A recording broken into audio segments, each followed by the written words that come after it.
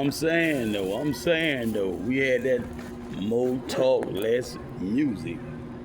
I had to pause it, and I just ran back to finish up what I was saying. I doggone forgot just that quick. I'm multitasking, but like I say, man, a player hated me up out the game. As far as having something online, I can just share the Facebook for anybody who haven't heard it yet or whatever to reference, and definitely not making any new Swamp Funk DJ Facebook Live for instructional purposes only, because they have now begun to 30 to 60 days maximum, or you gotta download your jive to something because they won't allow it to stay up on Facebook. It's always something to agitate and aggravate, overwork you. You know, that's another thing. They know I'm an octopus. They know I'm out here doing some of everything. I got some all kind of stuff going on, and they steady trying to stop me from doing most of the things I do. And you will see a lot of times those principal agents that are antagonistic, they'll come behind you. Now they got something going on a lot like Selena Hotel. They had a restaurant right there, Selena Hotel, on like 77th Street.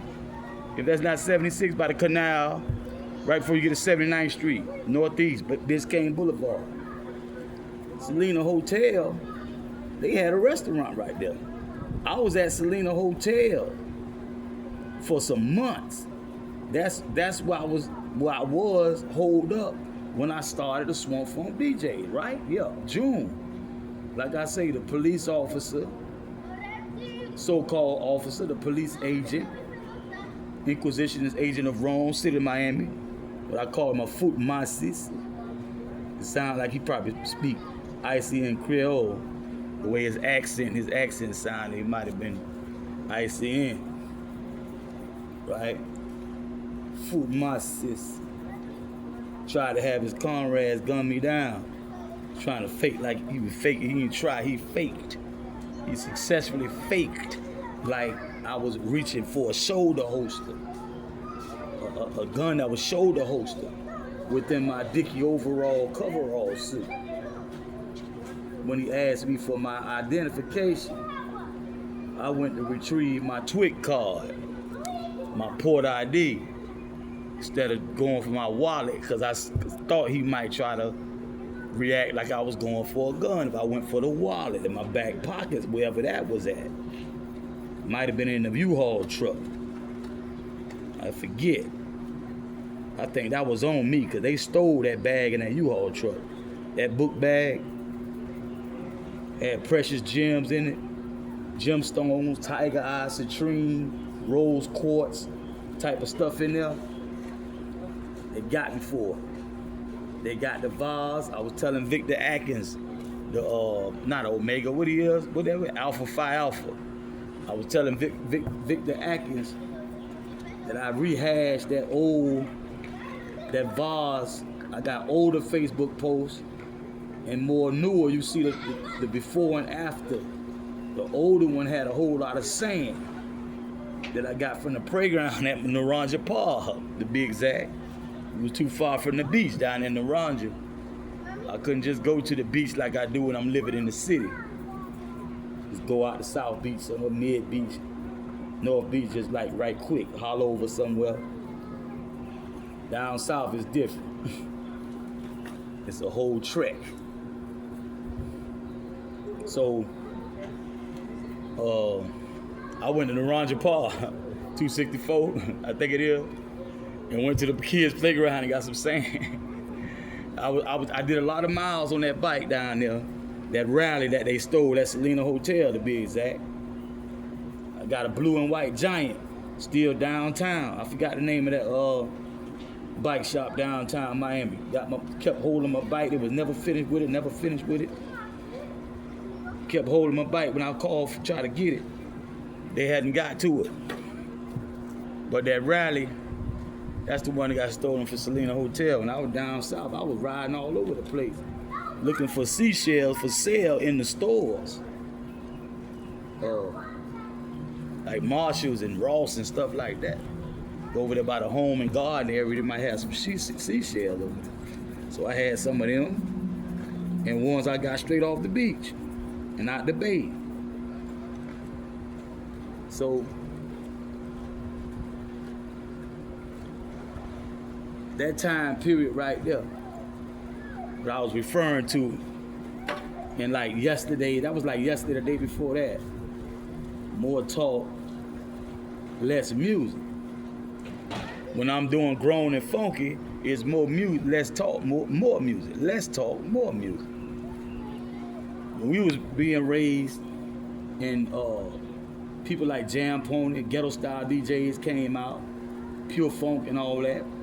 In the early days, a lot of people didn't like them because they was interrupting the song while it played.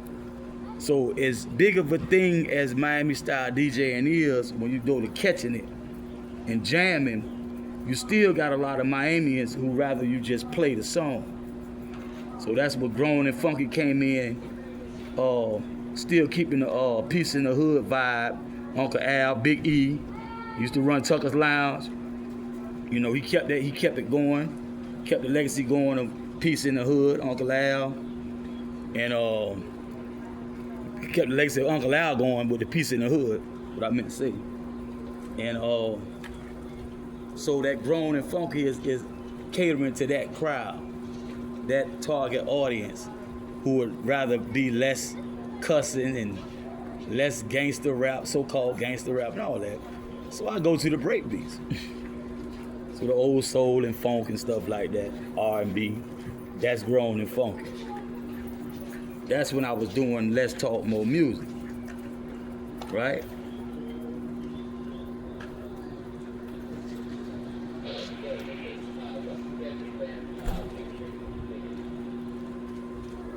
So they have now successfully thwarted the efforts, because no longer is the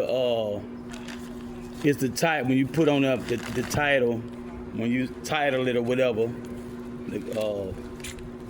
when you say something about the post and you say, I do not own the rights to this music, publishing rights to this music for educational purposes only, that's still they came up with something new. And right before they did that, which is the 30-day limit or 60-day limit for anything that's live. Anything that's live there. Also, they were taking sound, even if it was just me talking. Sometimes it'd be a segment, it's not even a song playing, I'm just talking. But since it had something on there around in that area, they'd just be nasty about the situation. Because they was really upset that I was doing this. Because I wouldn't even say it was a loophole, it was permissible. They just keep coming up with rules to mess it up. What you're doing is you got to find out, well, okay, what are the rules? What can I do? And you work within the rules, and they keep coming up with something antagonistic, even though you are not breaking the rule. Right? Like the time I see the indication came up that they would shut my page down if they would have to notify me again about a post that had music that wasn't my music. I didn't own the publishing rights. If the actual one who does have the rights complain, because they have to flag it first. There's a lot of stuff up there. The actual owner, they're not flagging the fact that it's being played, so you can get away with it. But the problem is, you don't know. So you can't just say, well, I just play the stuff that they don't. You don't know who's gonna flag what. And sometimes they'll go back for months or even years and flag something. They'd be like that with a post, just some wording. I don't think it was a photo, it was the wording. They went back like 5, 6, 7 years. I started in 2008 with that old Facebook page. So you got from 2008, like this 7 years we talking about total? No, I'm lying. 2018 would make 10 years. I'm lying. Plus 7 more, it's 25. That's 17 years total. Don't even seem like it. That's 17 years total. Am I saying that right? Yeah, 2008. 2018, that's 10 years. It's 2025 now. That's another 7 years. 17 years, god damn. I can have a 17-year-old child right now. If the hoes wasn't running, man, that's why I be doing stuff like you gotta have hobbies and stuff. You hoes ain't let you screw nothing. You gotta find something to do. Meantime.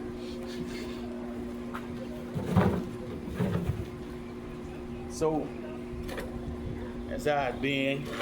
I would pause it. Last time I paused, it came back, it stopped.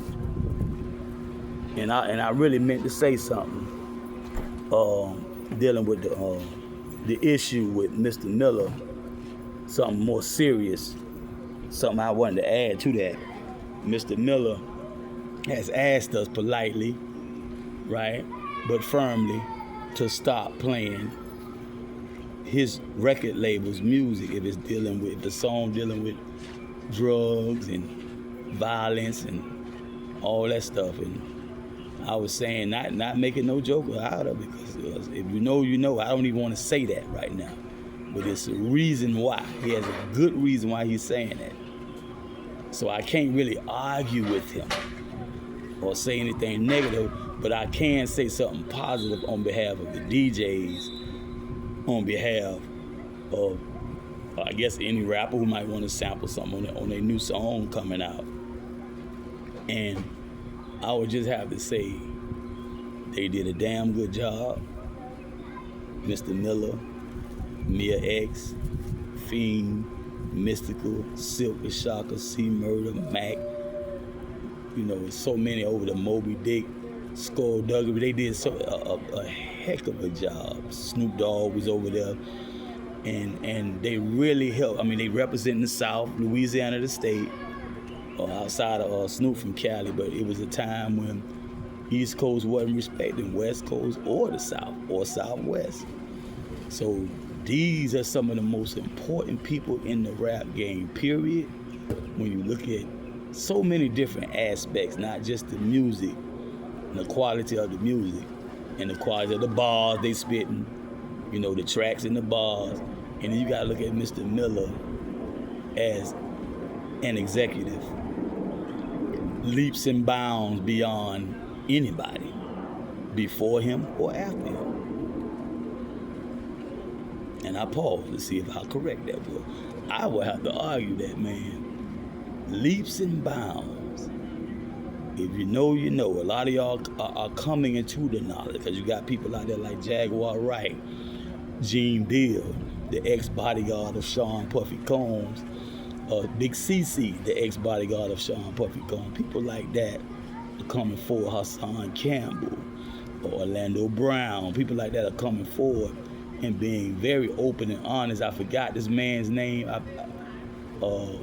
He came forward about Tyler Perry. Even though that's not rap, but that's entertainment, Hollywood/entertainment. So knowing, if you don't know, you're about to know now. Knowing that the ones who ran the industry, you're talking about having your song on the radio, having your song, or headlining an act and getting paid at a concert, some a theater, that type of thing.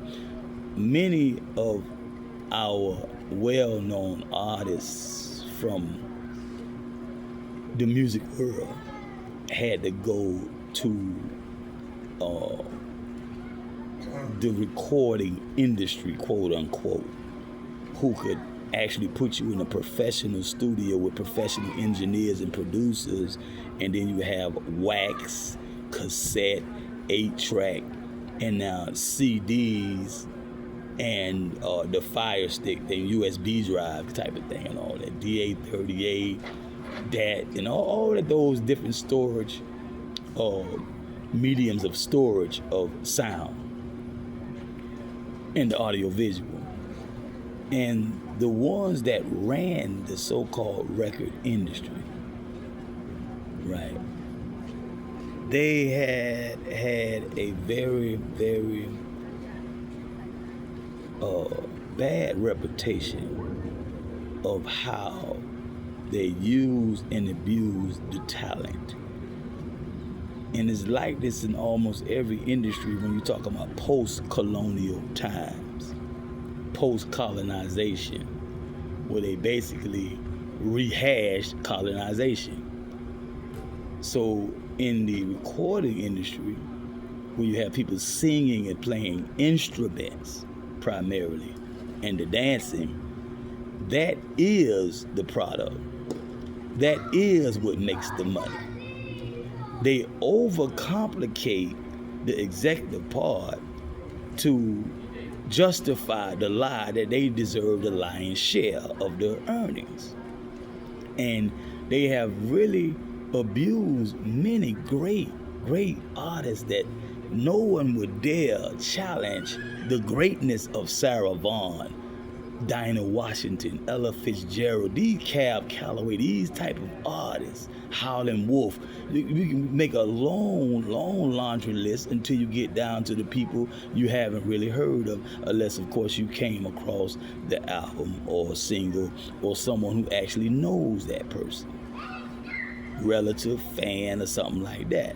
So Percy Miller is a study when you're talking about how a record company should be run when you get down to the treatment of the artist from the professional side, not trying to sabotage the artist and overshadow the artist, shelf the artist, and all this kind of stuff that they tend to do.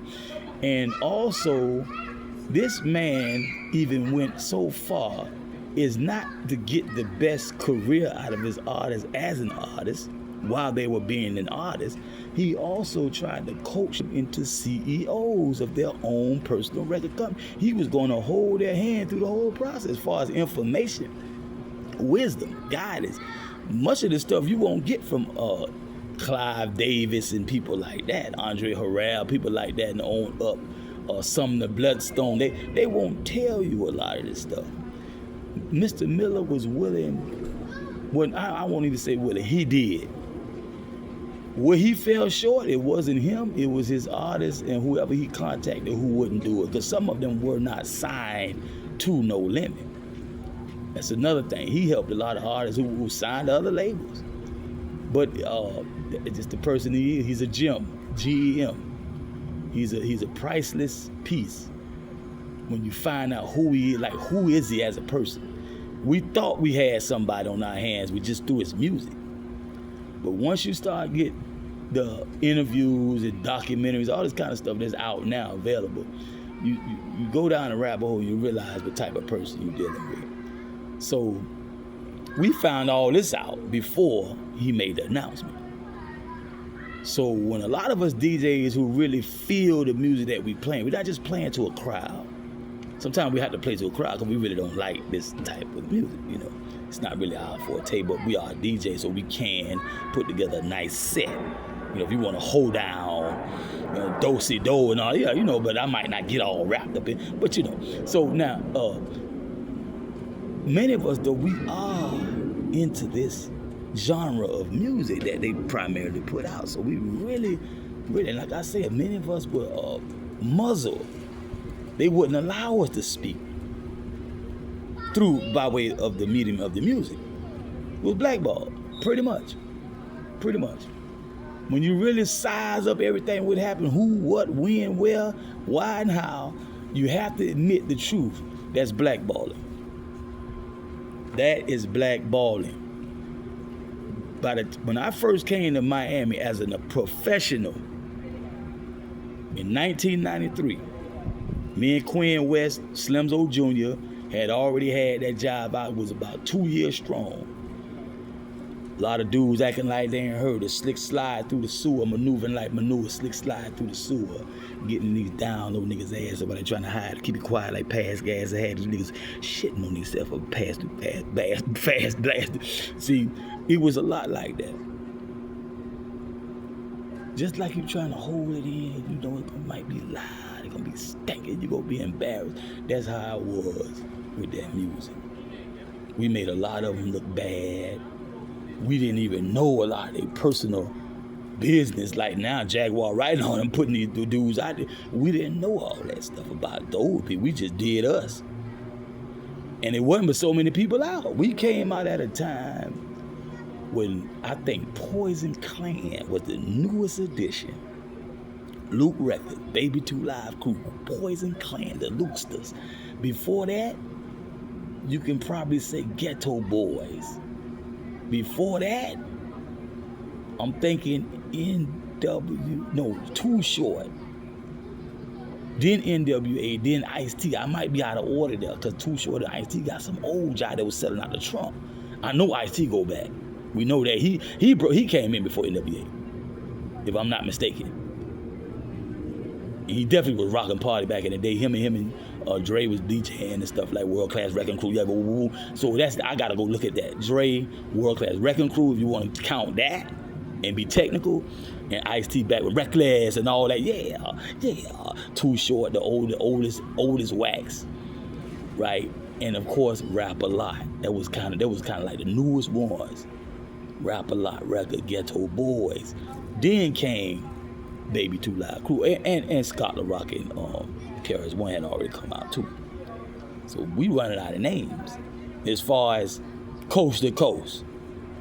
East, West, North, South, Central America. What we call it? Middle America. I think it's called Middle America, right? What's the name? It's another term for that. I forget. You got East Coast, West Coast, North, South. When you get Chingy and all, they got a name. I don't think it's Middle America. It's something. Midwest. Yeah, Midwest. West Coast, Midwest, East Coast, South, Southwest, like that. I just named most of them. Who really, OG Styler had come up. A lot of people, they didn't get out the region. They was in the stage where P was like his first 2 albums, maybe 3, before the Ice Cream Man album came out. About It album came out. So, that's the time period me and Slimzo dropped. So in 93, I come down here, ADE, right? VI to the sky, ADE. Heard me, Black Cherokee Chris, and the Towner, Tony. They heard me, we riding out. Mint green lack, photo, mint green interior, cream white top, true spokes, and Vogue tires. We riding out on gangsters. Behind the warehouse by Miami River, playing little instrumentals or whatnot. I'm rapping. I think some of it was a cappella too. They in there looking like now by this time, Broken English came out. Phase 2, Gene Jay had been going by Phase 2. We used to call him Shamik. Phase 2 and Mac 10. He was Mac 10 and not Miami Mac. He was Mac 10 at the time on Broken English, Wild Pitch Records. They managed to get out by 92 after me and Slimzo. Like they ran and rushed to put that together because they see me and what Slimzo doing. We younger than them. They're like, yeah. They ran out. Gene called Mac, hey man, I got something. Everybody ran, but crashed through the glass in the ISO booth, got on the mic, spit some verses, ran up out of the album, video and everything. Tried to hurry up because they know we was coming, man. We was coming. Wu-Tang wasn't even out yet. Hey man, come on, man. Spice One, his first album hadn't even debuted yet. Debuted it yet, right? Das Effect's first album hadn't even dropped. That's why they be saying drop. They don't know to say debuted it. Right? So we talking about, man, Craig Mack, 1000, nope. We talk about no Big and Junior Mafia and Kim and Puffy and no. No Snoop Dogg, 187 on the undercover cop, no. It was just me busting at the cops in my lyrics. It's me, not Rodney King. Nigga, don't come playing with me like this when you catch me in this motherfucking cut. Fuck, nigga. Be snapping, right? Popping flavor on the unit.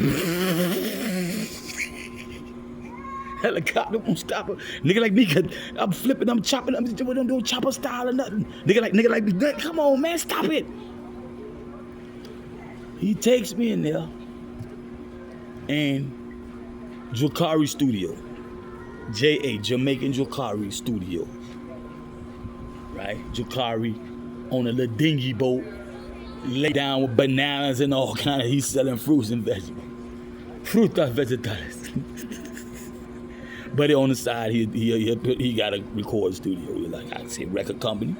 You can say that. Not just producer, record company. I give him that much. Me and Jakari, we didn't chop it up much. You know, Saya, you know, over here a little older.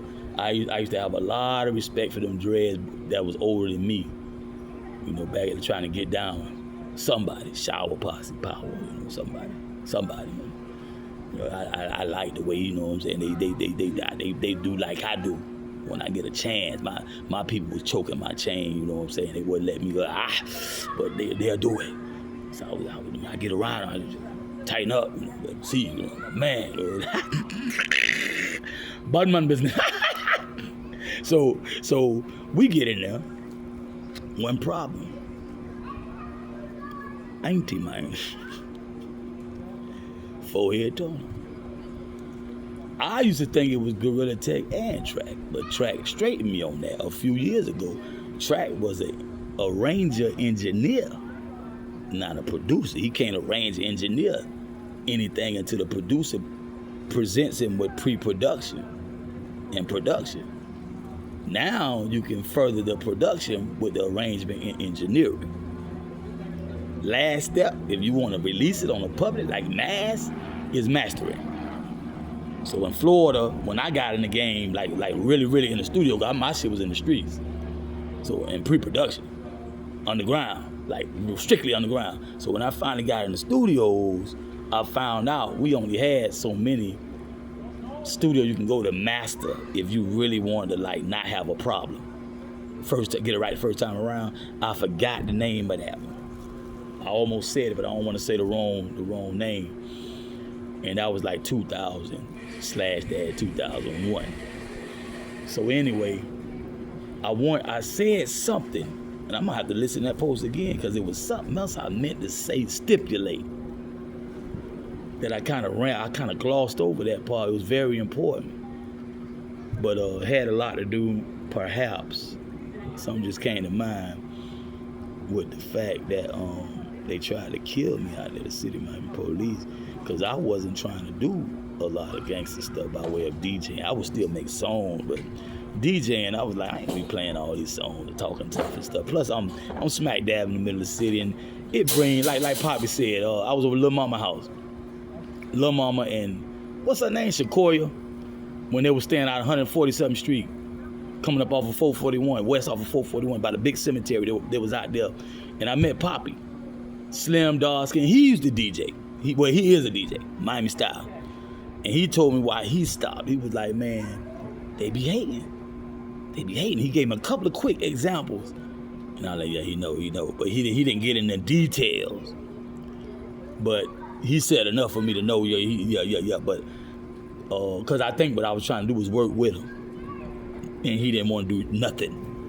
Because he tired of the hating. They will play hate you up out the game if they don't kill you.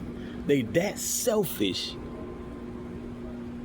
and like they hoard up everything of value. And a lot of times what makes it so stupid for these type of people, you got to realize the inventor is the one that can evolve. He might be up to something bigger than what you know.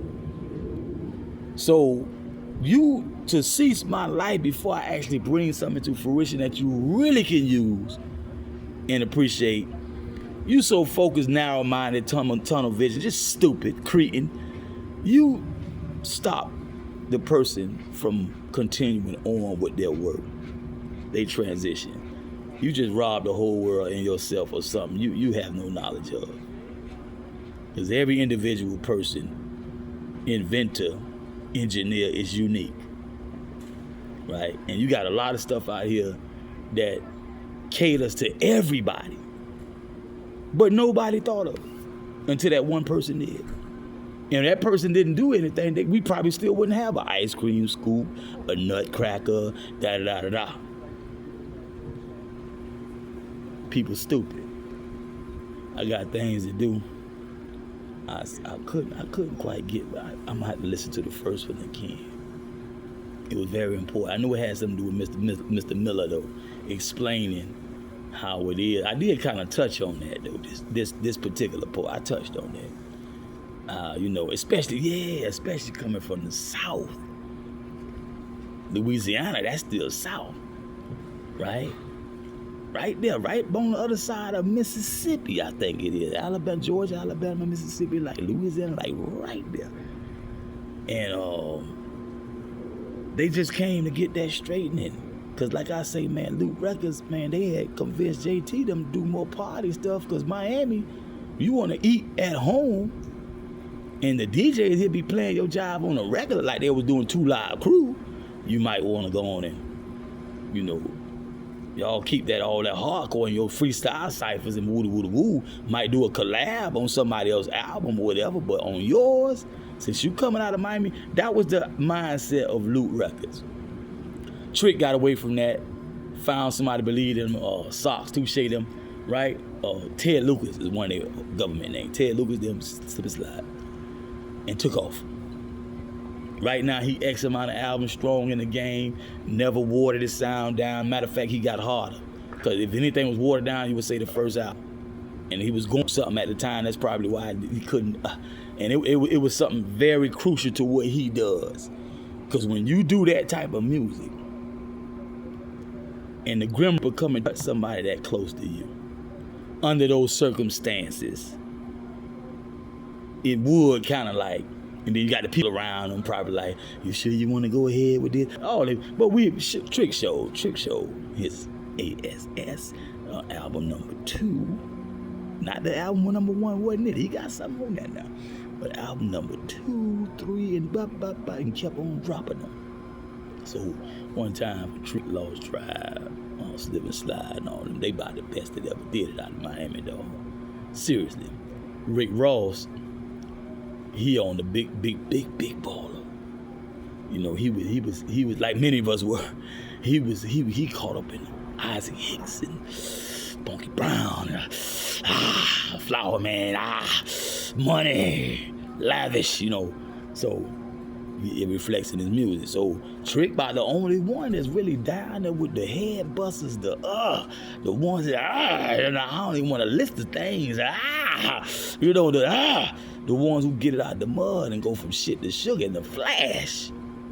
That dope shit take too long, but it might go to jail forever too. But we was doing things out here, man. Trick bring to mind. He don't really big it up.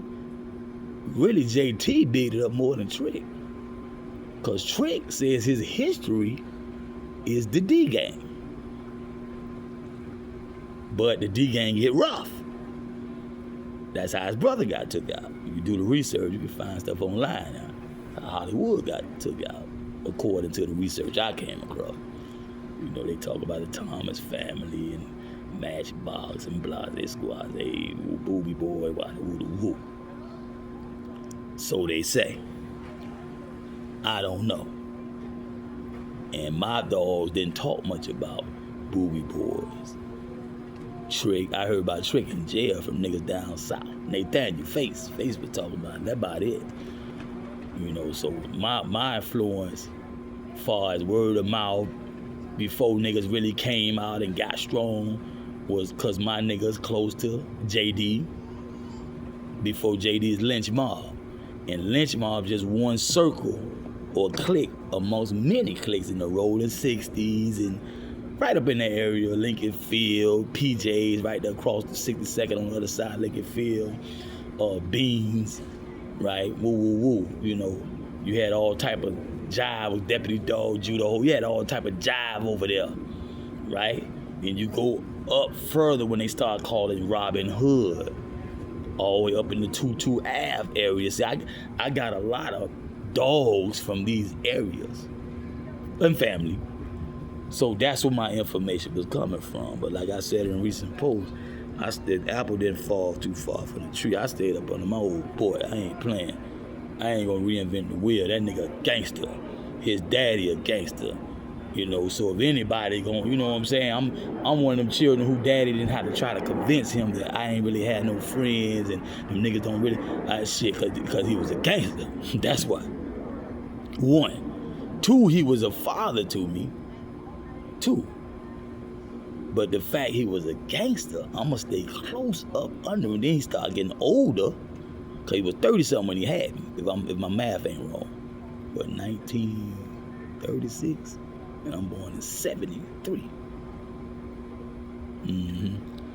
30-something. So, once I get off the porch, right, he's up in age. I got in mind, you know, the whole world done went mad. The gods done went crazy. You know what I'm saying? As the world going mad, that Jamaican just say. So I'm like, you know, these did the shot along. Wow. And one of my daddy's house was shot along. The other one's just up the street from the rolling 60s. 75th, 17. Right across from some projects. So I'm like, man, I'm gonna be here to bust some head wide ass open. And that number when the Saints go marching in, if one of these FNs try my old boy, that's another reason why I let a lot of shit slide. When niggas tried me, the money wasn't a whole lot. It was just a principle, you know. The money wasn't a whole lot, but you ain't gonna finesse me and play a master chess game and get me off the chessboard because I'm in jail behind that. And then my old boy get knocked off while I'm locked up like they did with Sean Taylor. Eventually they did. It did work. Because Judge Baldhead, fake Judge Magi, magician Black Magic, Peter Adrian, took me off the street for 23 months. Right after my uncle, Samuel Otis Mackey, told me that Sean needs some protection. Go down south, blah, but I didn't know if he was serious or not because he has mental conditions. So they say, schizophrenia type of thing. And I used to see his medication. I used to stay with him. I used to see his medication, man. He had a cocktail of jive that they would prescribe for him. And for what I know down south, that's why my dad is so hard. Them niggas down south Miami don't play. And we got a lot of family down. We Bahamian on both sides. Pratt/Mackey. Gertrude Pratt, Harold Mackey. We strong as pot ass. I don't believe this, what he's saying out his mouth. I'm like, oh, that's Emory, military and this and that, woo and the niggas in the hood, hard rocking. I don't believe this job. Plus, I'm stuck up here trying to make the best out of the locking it down record situation. It's 2006. Yeah. It knocked me up in November. While I was locked up, they knocked them off. I believe it was more to it than what they say. The Trigger Man watched a movie called Hitman. And he ended up being the one out of all them niggas ran up and down, the one with the gun that pulled the trigger that took his life. So I wonder about that. A lot of things was going on. You got me and my music. See, we got something going on, you know, but they let them New Yorkers take over the industry. Sean Carter, Sean Combs, you know, Cavario, Al Prophet, and all of them, you know, Dawn Diva Magazine, Gangster Report. They had been dropping the information over the years. Source Magazine, I think, too, about Mr. Melvin Combs. And before, according to Gene Deal, before Russell Simmons, I think is the one accredited with breaking the news that it got back out, or got out, period, really, because it was a small circle that knew that information for a long time.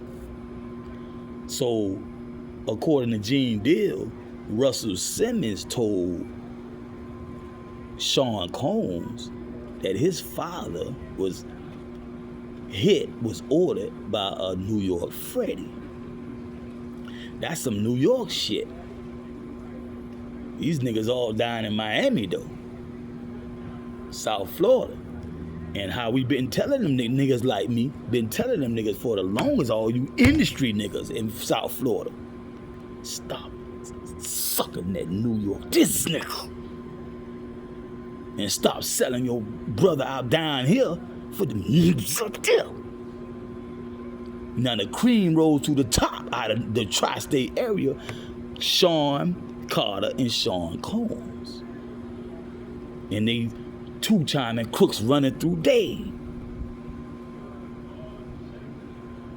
Down with the gangs of New York. This was coming out of the tri-state area. They say down with the gangs of New York. / Inquisition agents of Rome. Even DeHaven saying that. One of the first ones Sean Carter clicked to come up out the mud. Who had him under his wing before he fell. Now, we ain't got nothing to do with that. They thought it was Nicky Barnes. That was the rumor. But Nicky always adamantly denied that. And they could never prove that. And some say Shine is like his son or something like that. Even Shine said something like that in his own rap, on music, or with an interview somewhere. I see Shine saying that. So, and Shine say down the line, Puffy turned on him because Puffy probably was having misgivings about his old boy. Puffy probably was gonna have Shine knocked off in an ISO booth. When you couldn't even hear it. You closed that door in the ISO booth. He was so mad. Just waiting on the right information. He done got money, power. He told Freddie P, I had your whole block blacked out, all the lights out in your whole block and had you knocked off. This nigga was mad. He was on the rap by this old boy. Y'all think this shit a game. So now when I come around, all my shit, because I'm coming from my perspective, down by law. Eastwick, Decatur, Atlanta, East Atlanta, Miami, Dade, Broward, this type of stuff, Bahamas. Only what I know. But then I got Connects, FTW, Inglewood, I got all Texas. I got Connect. This coming from my teenage years and childhood. See? The power of all them brothers and sisters together in that nation of Islam. That Bilalian nation. Then you got the Atlanta and Miami. People from all over the world come to Atlanta and Miami. My whole life. International. Sand niggas and all that there. Asian, all that there. So, I ain't finna pipe down because somebody out there got a problem. Somebody got their toes stepped on and all that. I'm still representing me. But now that he a big wig and he a big deal and this and that, and and you got this other stuff going on. 50 and Fat Cat and all them, Jamaica Queens and all that jive, niggas for life. You got a lot of jive going on. And when you really look at it,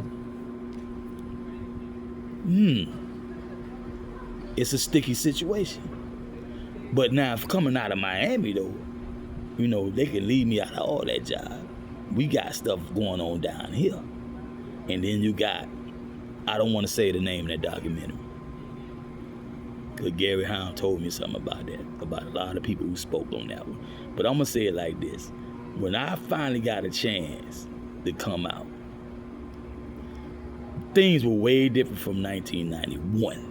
It was bad enough. Now, still getting worse. Riding around with true evolved and I hurt. Man, it was bad enough in 91. Come 2000,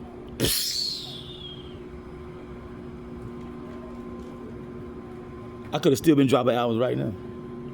Just from everything that happened from 2001 on back. And it didn't stop in 2001. And that's just dealing with, my circle, my environment, my people, my clan, my tribe. How they gonna tell me I can't represent my clan and tribe? Because what they do, the industry tends to do, they will let the ones they favor represent the United U.S. and its territories. Come on now. You can't do that. Suck out a Marcy project. What do you know? This other dude, his daddy put him through private school. He went to like Oxford or something like that at one point. Right? From that money from his daddy left back and all that. Like, come on, man. What you really know? It's a lot of nooks and crannies and stuff people can represent. And woo. Kenneth Williams was when they was in the music game. If he would have survived, him, Da Vinci, if BMF could have stayed out and Blue Da Vinci really got off, man, we got niggas niggas was in all type of cities and jobs without music industry front money, without advance money. No industry backbone, just out the mud. They already in 5, 6, 7, 8, 9, 10 different cities. Physically. We ain't talking about talking to nobody in their hometown, somebody invite them like they did me. We talking about they went there. They caught the plane, they took the Greyhound, they took the rental car and put down and established something and got people calling them now at age 18, 22 like that. I can't represent my thing. Really? Right. And like I keep saying, that industry is not theirs. They hijacked something that we own. Collectively we own. They got a street named after DJ Mario. Bronxdale, them Bronxdale came together, Soundview and all them. They got a street named after DJ Mario. This ours. This our Black Spades, Baby Spades, Zulu King, Zulu Nation, all them over there. They are Chirac, the first one. The first Chirac. Yeah. They got together and got that street named after DJ Mario. So, you know, it's a lot of representation that has not made it to the masses because they gatekeeping. You know, Gorilla Tech was one of them. He wasn't the only one, but he was crucial because I made that decision to come here like 19 years old, right? Only thing I got, me and Slimzo, and that claim to fame, Eastwick, Mother F, this the Mother Wick. That's 3 of them right there. Eastwick, Mother F, the chant, the crunk song, one of the first crunk songs in the rap industry, especially coming out the South. Right? They didn't have that genre even yet. But you know, Lil Jon, East Side Boy for, yeah, man. Come on, man. Why you think they want to call it Lil Jon and the East Side Boys? Eastwick on the East Side. Eastwick Boys. We were making a lot of noise. By the time I bumped heads with them fools across the street from the top of the hill, that's my area. You got the top, you got the mid, you got the bottom. When you really down, you got the whole thing. So niggas like me, Big Nas, Slimzo, we got the whole thing. Keith Cooper, ain't nowhere we can't go. But strictly for the old school, you had a top, a middle, and a bottom. So that's my little area, the top. And I wasn't gonna let this mid Eastwick boy here, Slimzo West, get tried because of his cousin, and we all stand up for his cousin, Derrick DeAnthony Brown, even in our music and woo. And if you know, you know. If you from the Decatur area, you know, hey, that nigga ain't wanna see Eastwick like that, being wrong. You might straighten us. I ain't gonna put it past, I ain't gonna say it. You wouldn't have. We can woulda, coulda, shoulda all day. The Buddhists ain't got no name. But now, what did happen though, what actually transpired, and you know, so these green OB ass niggas and cracker come over here on our side in the middle of a war. Cause the war started before Scooby got knocked off. Then you got me, I got a peculiar position because I'm a Miami boy. I was born in Miami. And a lot of people in Georgia, Atlanta, and Decatur was warned against Miami boys. And one of the reasons why I get a pass, because matriarchal, to be textbook, sorta, Creek Nation, last stronghold from many historical accounts around the time of colonization, when they started recording that type of stuff, was Panhandle, Florida, Southwest Georgia, and Southeast Bama. That's Creek Nation, Muskogee, most definitely. But it was concentrated as far as the historians knew that who would share with us, like it'll make it to a textbook. Okay, let's get this clear. Then you got the Geechee Gullah side. That's going all up in the Carolinas, north and south. Tennessee, get your gully as far and wide. Check out Chief Rod Hayes, Chief Pontiac Rod Hayes, out of Michigan, I think. I think that's Bowtown. Oh, no, Chicago, Chi-Town. I think that's Chi-Town. Chief Rod Hayes, GD. Now, I can't allow nobody, I don't care who you are. We had some inside, matter of fact, insiders, the one who knocked Scooby off. While I'm present and accounted for, I can't slack Fruit Tin Hut. I will guard my post at all times. I will walk my post in a perfect manner. I see a problem. And I'm not going to sit here and act like I'm on a little ice house, little red house. Said, I ain't finna let this. No, I'm going to just blow my own high and find out what's up with these FNs over here easing me like this. Eyeballing me like this, like I'm a 8-ball on the scale. Nigga, what's up? I ain't for sale. Price on my head? We'll see. Cash in, nigga. Cash in, nigga. And tell the world what you told the correction officer when they locked your ass up in Cobb County Jail. Nigga, tell them the truth, nigga. I'm signing off.